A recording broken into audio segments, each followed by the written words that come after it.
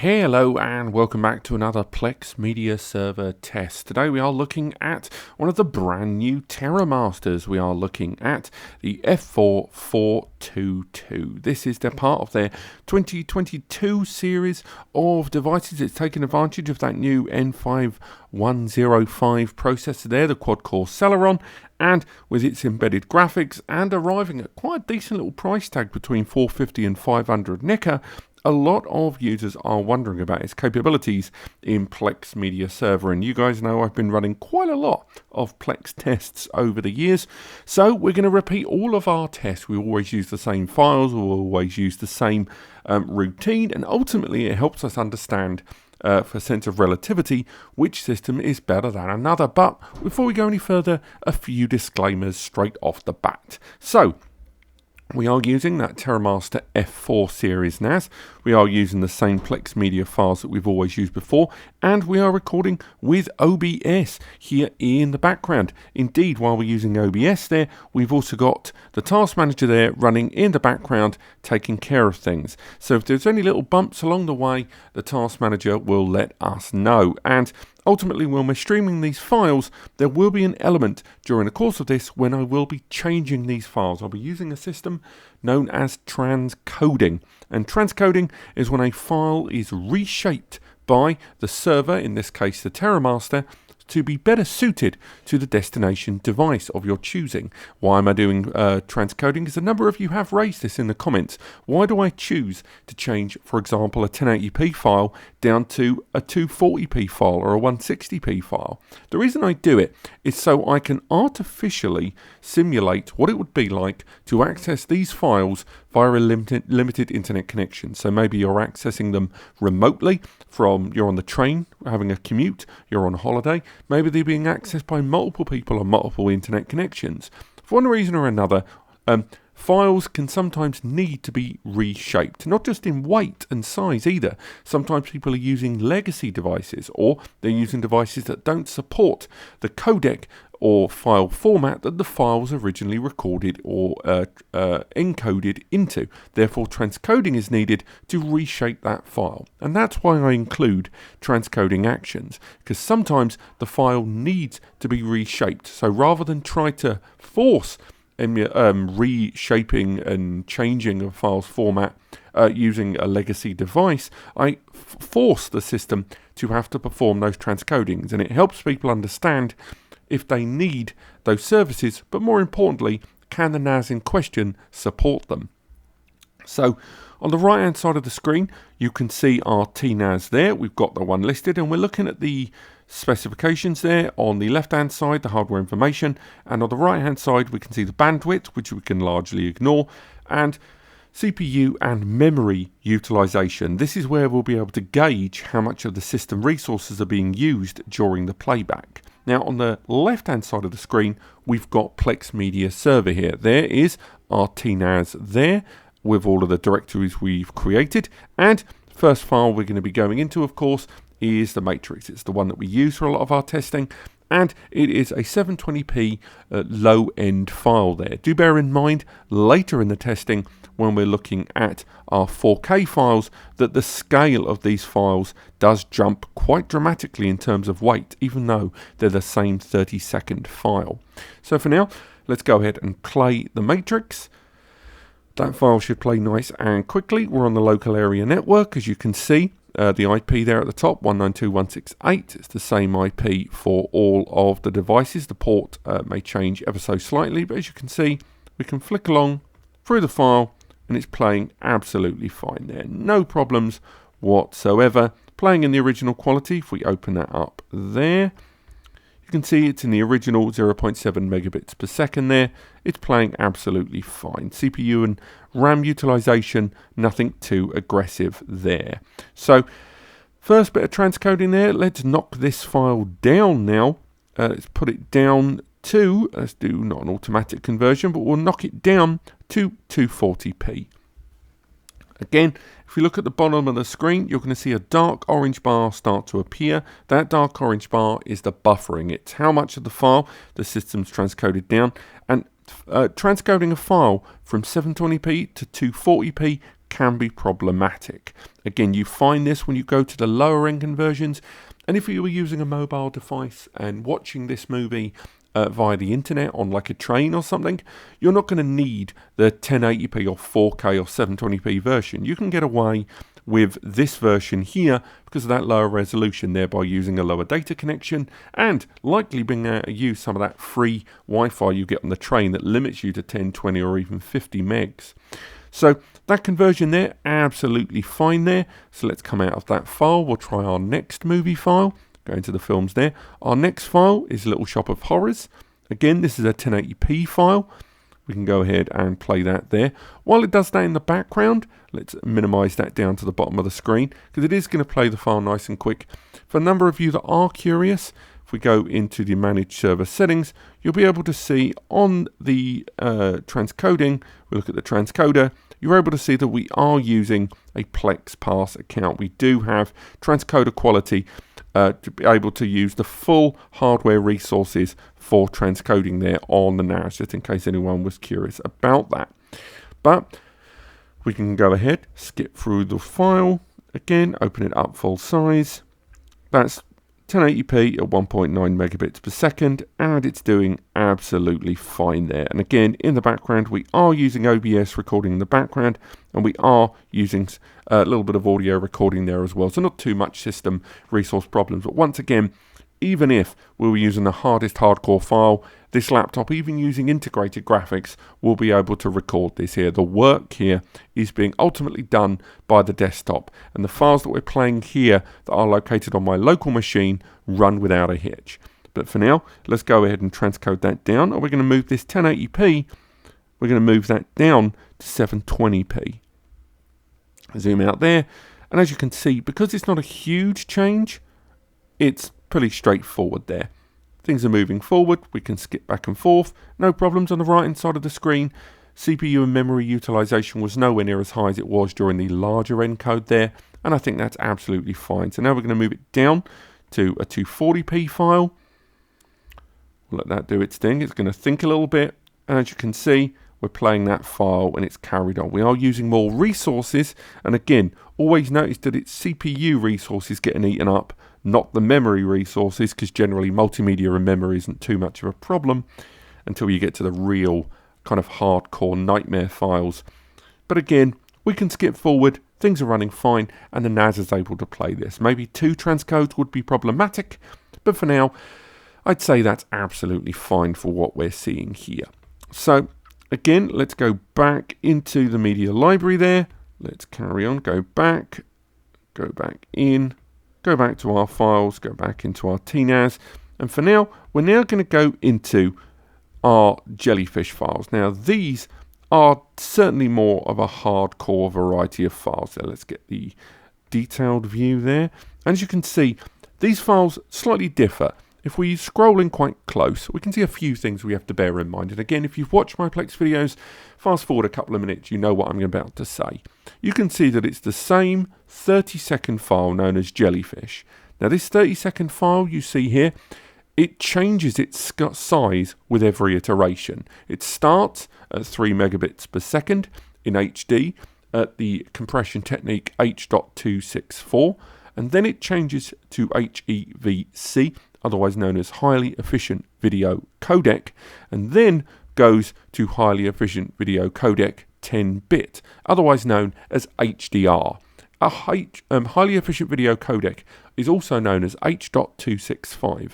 It is a greater, a more effective compression technique of media to get, huge movie productions to be compressed to a size that can be used in our homes, but it isn't as straightforward to use as H.264. And by what I mean by that is, when the compression technique H.264 was originally rolled out for 4K and 1080p media, it only had a single patent, and it's largely open use. Lots of people can use it, and consequently, most devices play H.264 natively. They play it with no transcoding, no changing necessary. Whereas, deep breath there, HEVC is a shared patent. The creation behind it is actually owned by several companies, and the result is that most devices have to pay complex legal fees in order to play HEVC or H.265. They have to pay for it or are unable to get a sufficient license. Consequently, a lot of devices, not just NAS either, lots of client hardware, mobiles, TVs and more, aren't able to play back HEVC files natively, and they need to automatically transcode them. Consequently, if your multimedia collection is made up of a lot of HEVC media, which you can find out simply by right-clicking a file and then go into its properties, on your desktop computer you will find out more information about the complexity of the file. The result is that those bigger files need more hardware resources in order to be played. So as we go through the slowly climbing higher quality of this file, as we go to larger bit rates, better compression techniques, and eventually give way to 4K versions of this file, the result is the NAS is going to need to work harder. Almost certainly the NAS will not be able to play the last 4 or 5 videos, but we'll get to that in a moment. But just bear in mind that as we go through our tests, the file size that we're dealing with is growing all the time. It starts at 35 meg and then gradually, slowly but surely, reaches a considerable 1.4 gigabytes in size. Let's list that by size. 1.4 gigabytes. It's the same 30 seconds, but the quality has got bigger. And the NAS has to try to play back this file natively and fail almost certainly and still play at exactly 1 second a second. So with all that behind us, let's go ahead and play the lowest file there. It's 3 megabit H.264 1080p, and it will play like an absolute charm. As you can see, it will play it back fine. If we come out of that, and this time we play back the HEVC version of that file, watch what happens. And two things occur. One, the orange bar at the bottom isn't loading as fast anymore. As you can see, the system needs more time to play back that file. Equally, look at how much CPU utilization went into playing back that file just now. It's a hard bit of work there. And as you can see, even on this lower end file, the Terramaster NAS isn't being as efficient as some of the NAS we've talked about in the past with higher end CPUs, and already it's showing weaknesses towards HEVC files here in our testing.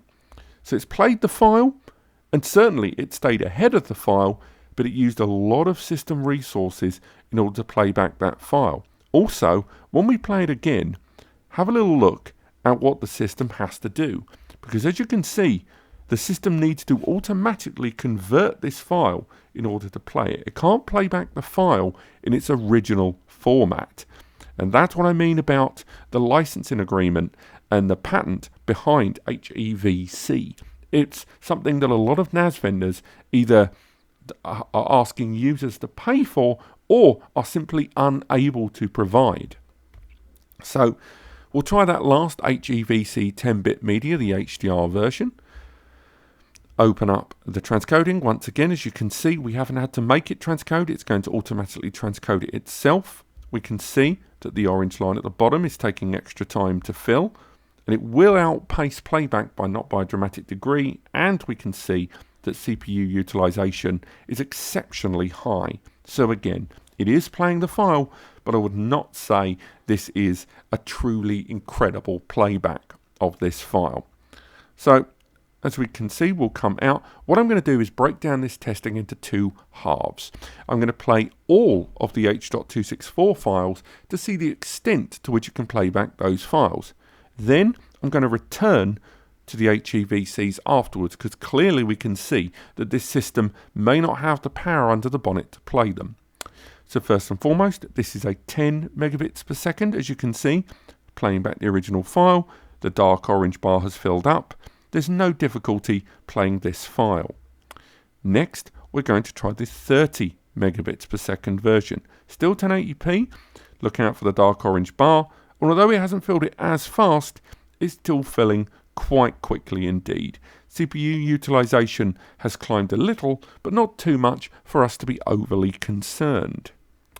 Next, we're going to go for the 100 megabits per second version of this 1080p file. Again, playing back in original quality. Sorry, sore throat. But again, the dark orange bar is ahead, but it's slowing down its overall gain. And as we can see, it's staying ahead, but I don't think it's going to stay ahead of playback comfortably. And certainly if we were sharing access to this NAS, or multiple users were accessing our Plex media server, I'm not 100% that this system could play back that 100 megabits file like this to the same quality level. Bear in mind that media, when it reaches the 100 megabits level, is getting rarer. Even now in 2022, at the time of recording, most media isn't really found, at least in 1080p, in this format. But for now, let's carry on, and now we're hitting the 4K files. So let's go ahead with the H.264 4K UHD version at 120 megabits per second. Let's open it up. We're playing it back in the original quality. The dark orange bar is filling, but it's not filling fast. And here is where there's a problem. And we've encountered this problem many times before. If we open up there, you can see that my GPU and CPU is not maxed out. We can see there, coming out of it there, that the file is stalling. Now, this normally means that the file is just simply too much for the embedded graphics in order to handle. And even with the additional CPU resources, as you can see, it's kicked us out. Now, let's try that file again, but this time we'll ask the system to convert the file. Oh no, I've gone for the wrong file, I apologize. We'll go for the 120 megabit H.264. We'll let the CPU chill out a little bit, just for a moment after my error. Our utilization has come down again, so let's try that 120 H.264, but this time we're going to let the system convert it.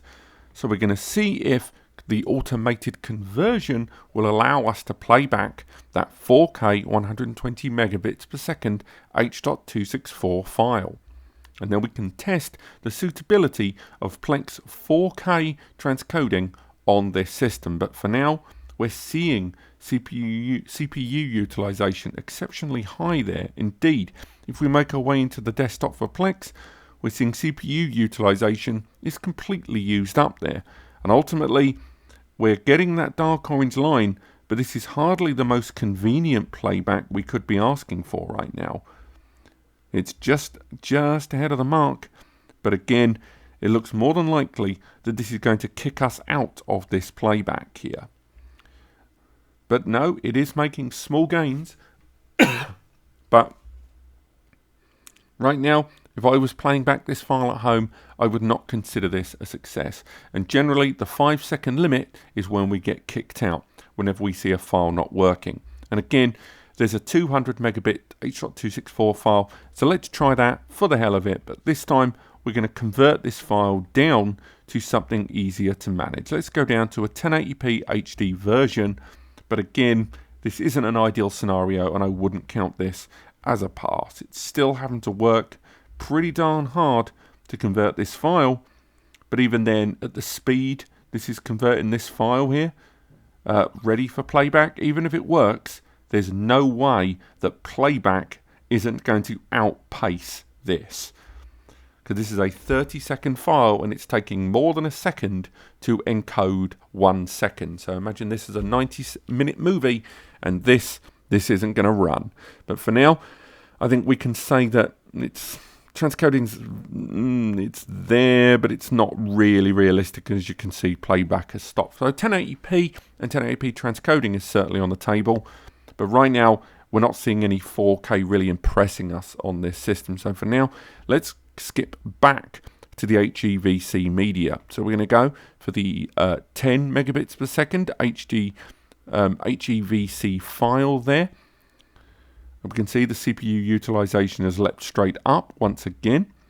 We're seeing the transcoding there happening in the background, and it's having to force transcoding once again. Remember that, due to the HEVC licensing.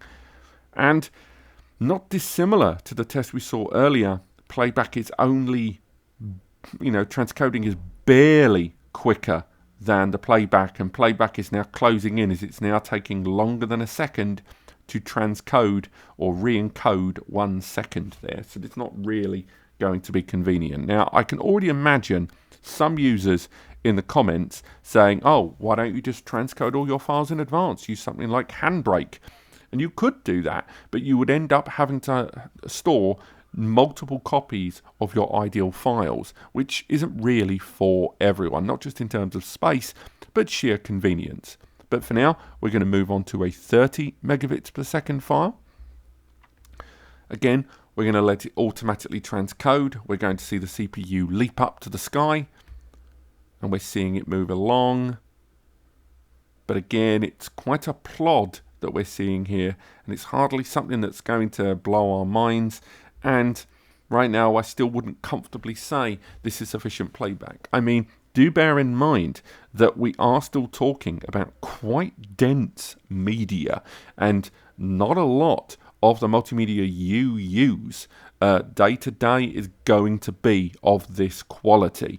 So again, take the results today relative to your own multimedia collection. But for now, we're moving into we'll go into the 4K files now, and we're going to skip straight into the HEVC 4K file there.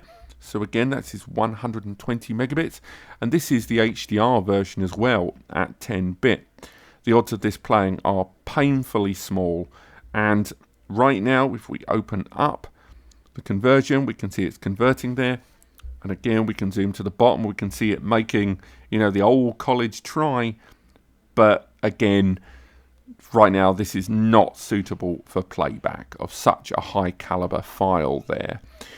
But for now, I think we're just going to have to let it either kick itself out or at least try to play back that file before we go into our last file. No, it's kicked itself out. We're going to go into our last file. Those of you that have ever watched my other Plex videos know that I refer to this as the nightmare file. This is 1.4 gigabytes in size for 30 seconds of footage. So that means it would be 2.8 gigabytes per minute. And if you were watching a 90-minute movie or a 120-minute movie, if you're watching Godfather at over 3 hours, that is a ridiculous file size. Again, think RAW, think high capture recordings, on site before they get utilized in the editing suite. That is what we are talking about here. But for now, let's play back that file and zoom out a little bit. Let's zoom there. Again, can't see it working, but at least we can see if the NAS will at least stay in one piece while we're doing this. But for now, it's going to give it a little try. But a Celeron-based NAS like this, and this isn't anything negative against Terramaster, was never going to be able to play back this 400 megabits per second 4K UHD HEVC 10-bit HDR file. It was just never going to happen. But we had to see what it would do. Ultimately, looking at this system, like a lot of Celeron-based or Celeron, depending where you are in the world, NAS systems in 4-bay, your 920s, your TS-464s, your Lockerstor 4 Gen 2s, all of these NASs, that CPU, although it's got embedded graphics, can only go so far. And part of when it comes to Plex Media Server and how it's handled is to do with the system and how efficient it is with its resources. Now, of all the brands that I talk about, Terramaster isn't the most efficient with its resources. It gives you a lot to work with, but generally, when it comes to average running and how the system is working, you tend to find that the Terramaster uses a little bit more resources than many of the other NASs in the market, like for like. Not a huge amount. We are still talking 5 to 10, 12% for an average task, but it all adds up. And I think for the Terramaster NAS here, if you're looking at a 1080p NAS for Plex Media Server, this is going to do the job great. If you're looking at some mixed 4K, have a look and see if you're using encoding in H.264, not H.265, as you might still get lucky. But for now, let's wrap things up. This has been my Plex Media Server test of the F4-423 4-bay NAS. We've got a full review of this NAS over on NAS Compares, hopefully linked in the description, as well as some videos, video reviews on this system coming very, very soon. So I recommend you check those out. But otherwise, thank you so much for watching. Click like if you have. It helps me understand what I'm doing right and what I'm doing wrong ever since they got rid of the dislike button. Thanks, YouTube. That was real helpful. And of course, click subscribe if you want to learn more, or use the free advice section linked in the description to NAS Compares. It's the only and I would say best way that me, Eddie, and the NAS community can help you. We're putting together more people to help us on the free advice section coming very, very soon. And although there are donate buttons there, you can use them or ignore them. It's up to you. But ultimately, it's there to help you, and we're paying it forward for the people that have helped us. Thank you so much for watching, and we'll see you next time.